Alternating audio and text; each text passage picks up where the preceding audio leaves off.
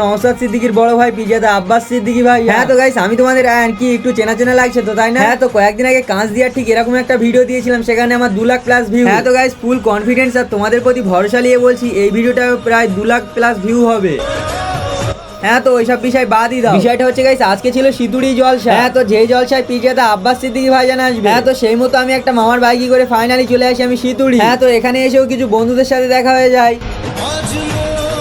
হ্যাঁ তো গাইস, বিষয়টা হচ্ছে আমি যখন এসেছিলাম তখন অতটা ভিড় ছিল না, মানে বলতে গেলে একেবারেই লোকজন পাতলা পাতলা। হ্যাঁ তো গাইস, তারপরে পিজাতে ইসাক সিদ্দিকী ভাইজান ওঠার পর মোটামুটি একটা লোকজন দেখা যাচ্ছিল। হ্যাঁ তো সেই মতো আমিও কিছুক্ষণ জলসা শুনছিলাম বসে বসে।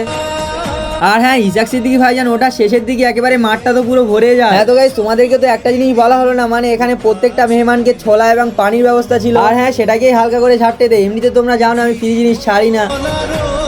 হ্যাঁ তো ইসাক সিদ্দিকী ভাইজান লাভার পর সবাই অপেক্ষা করছিল এই বাঁশের ব্যারিকেডটা ধরে। মানে গাইস, এই যে বাঁশের র্যালিটা করা আছে, এখান থেকে পিজাতে আব্বাস সিদ্দিকী ভাইজান যাবে, যার জন্য একটু কাছ থেকে দেখার জন্য সবাই এই বাঁশের দুই পাশেই ভিড় করে। এটা ঠিক ভাইজান আসার কয়েক মুহূর্ত আগের ভিডিও। মানে গাইস, দুই ধার দিয়ে বাঁশের প্রেসারটা এতটাই পড়ছিল এমন হয় ভেঙে যায়। হ্যাঁ তো ফাইনালি সকলের নয়নের মণি পিজাতে আব্বাস সিদ্দিকী ভাইজান চলে আসে।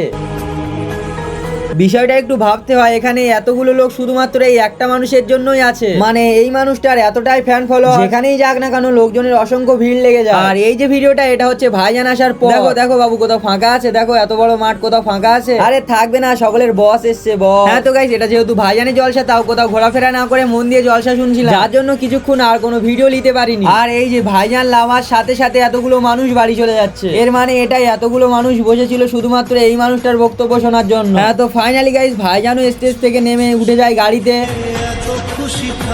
আর এখনো পর্যন্ত এতগুলো লোক আছে শুধুমাত্র এক ঝলক দেখার জন্য। হ্যাঁ তো এবারে আমাদেরও তো বাড়ি যেতে হবে, তবে রাস্তায় এতটাই জ্যাম, এই মুহূর্তে রাস্তা পার হওয়া সম্ভব না, যার জন্য মাঠে কিছুক্ষণ ওয়েট করছিলাম যাতে জামটা পুরোপুরি ছেড়ে যায়। হ্যাঁ তো তারপরে গাইস, আমিও যাচ্ছিলাম আস্তে আস্তে রাস্তার দিকে। আর হ্যাঁ, এতগুলো লোকের ভিড়ের মধ্যে জুতোটার কি হাল দেখো। হ্যাঁ তো ফাইনালি গাইস, ওখান থেকে আমরা বেরিয়ে পড়ি বাড়ি যাওয়ার উদ্দেশ্যে। আর হ্যাঁ, তোমরা যারা ভাইজানের ফ্যান ফলোয়ার্স আছো, তোমাদের জন্য আরো একটি বার্তা, তোমাদের মতো আমিও একজন ভাইজান লাভার। কমেন্ট বক্সে আমার ইউটিউব চ্যানেলের লিংক আছে, প্লিজ তোমরা একটা করে সাবস্ক্রাইব করে দিও। তোমাদের কাছে আর বেশি কিছু চাইবো না, তোমরা প্লিজ একটা করে সাবস্ক্রাইব করে দিও।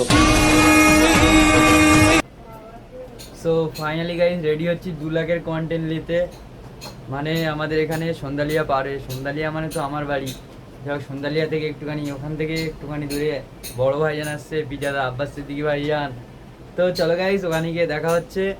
আর হ্যাঁ, এই যে কন্টেন্টটা বানাবো, এটা 2 লাখ, সব থেকে কম যেটা ধরলাম 2 লাখ ভিউজ হবে। মানে কনফিডেন্সটা আলাদা। মানে আমি এখন বাড়ি আছি, বাড়ি থেকে মানে এখনো ভিডিও লেইনি, কোনো ক্লিপ ফ্লিপ কিছু নেওয়া হয়নি। সেখানে গিয়ে ভিডিও বানাবো, ভয়েস ওভার দেবো, তারপর আপলোড করবো। সেই হিসেবে বলে দিলাম যে 2 লাখ ভিউজ হবে, ম্যাক্সিমাম 2 লাখ ভিউজ।